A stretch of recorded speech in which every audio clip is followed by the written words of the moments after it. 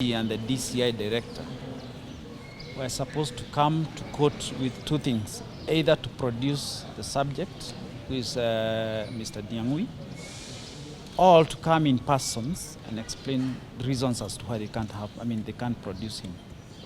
They have come to court and explained that they don't have him, and they have given their own reasons as to why they don't have him. You know, they have all canvassed in court. I'm sure you all followed that. And so the matter has been taken to Thursday, when the same order is supposed to be effected. Actually direct the DCI Director that he comes in person to say where the gentleman is.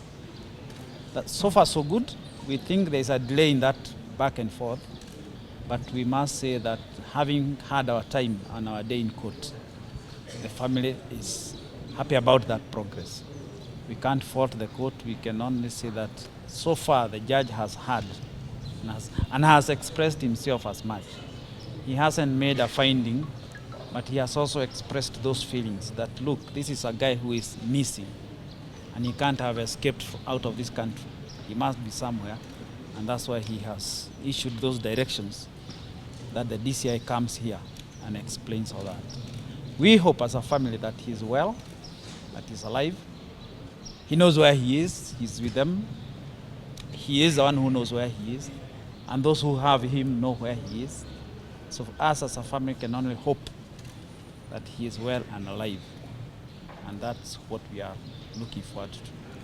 What are the activities that this missing victim was involved in, and does the family believe that he actually participated in the things that the DCI is accusing him of? No, I'll not go into what he is accused of, because, you know, once he is brought or he is out, it's a DCI to say what they want with him. At the moment, we don't have anything which we can say that this is what the DCI is alleging against him.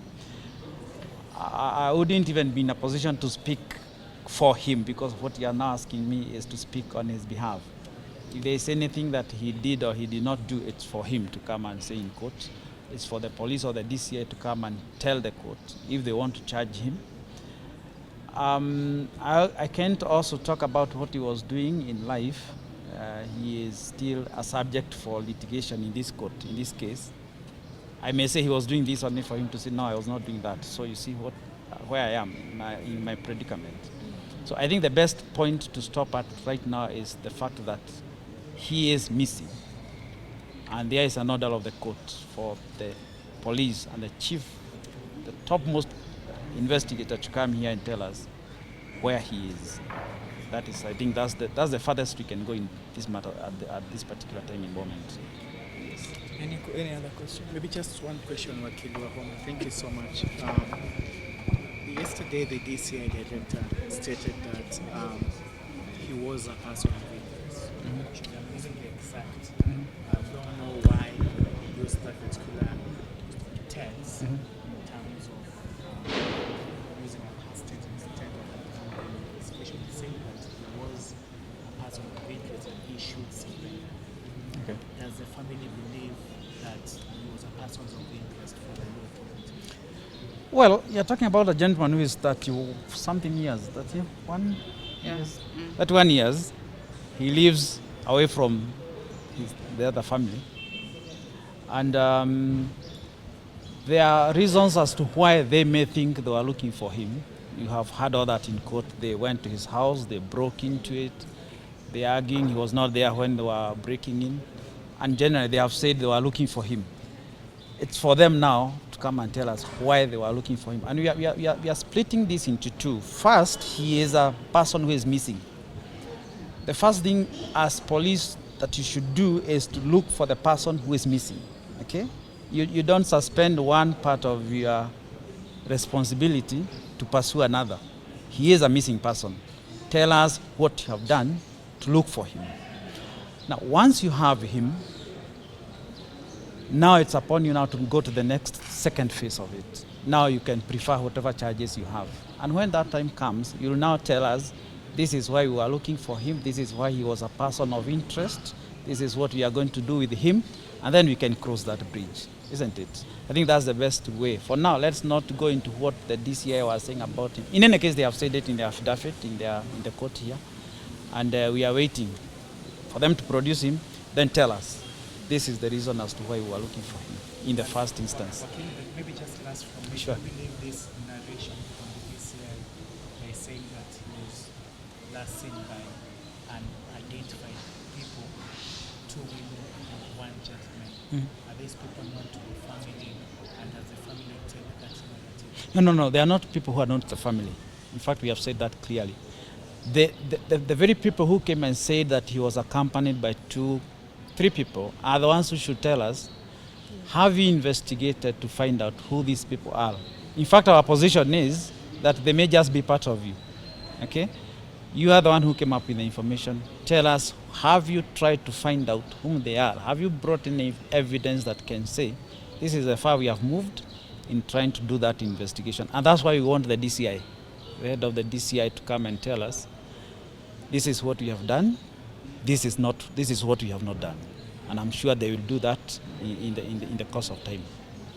Thank you, very important. Family of Ndiangui and other spirited lawyers who are in court today, and the main issue was for the body or the person of Ndiangui to be produced in court. There was an order issued by the court for him to be produced, and that has not been complied with. As it is now, it is confirmed that the last contact that Ndiangui had was with police officers who went with residents without a court order, broke in, purported to collect an inventory. The inventories they brought to court were 2 conflicting inventories, which tells you the criminal mind behind all of this. And it is also not disputed that there are several Subarus and men carrying guns who are that residents. And in this country we know which entity moves around in Subarus, which entity moves around in civilians and abducts civilians and keeps them in communicado for a long period of time. If it works like a duck, if it quacks like a duck, it is a duck.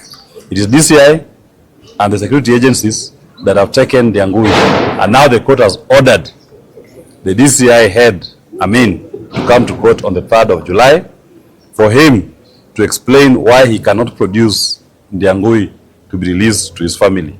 If there is any court case any case they have against him, they are free to file it in these courts, not to hold him in communicado in violation of his fundamental rights. The Law Society of Kenya is not going to sit back and watch our country being taken away by these stooges of legacy politicians. We are going to fight them. We will not allow it. This is a new country, and it's a country of the rule of law. DCI Amin and his officers must respect the constitution and the law.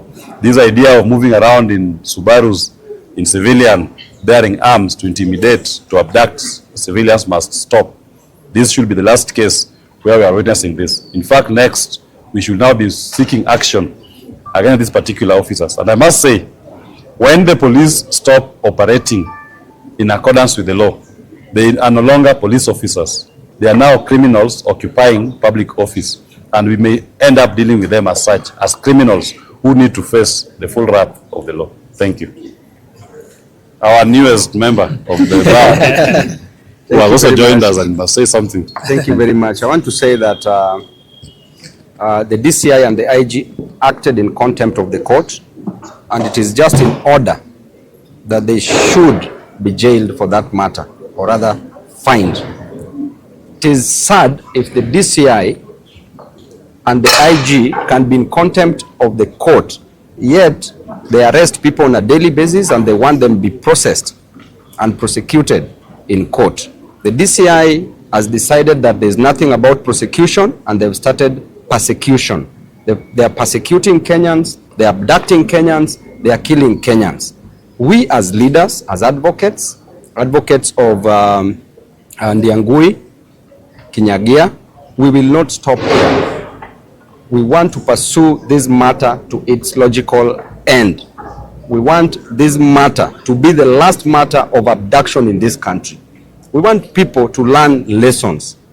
This is a nation that we must build together. We will not let Kenya fall as we watch. we are closer to the future than the people who are abducting people in this country. Their time, if they were to die through natural means, then they would die faster than us. So why do they want to leave a rotten country for us? We want a country that will be for the people, by the people, and of the people.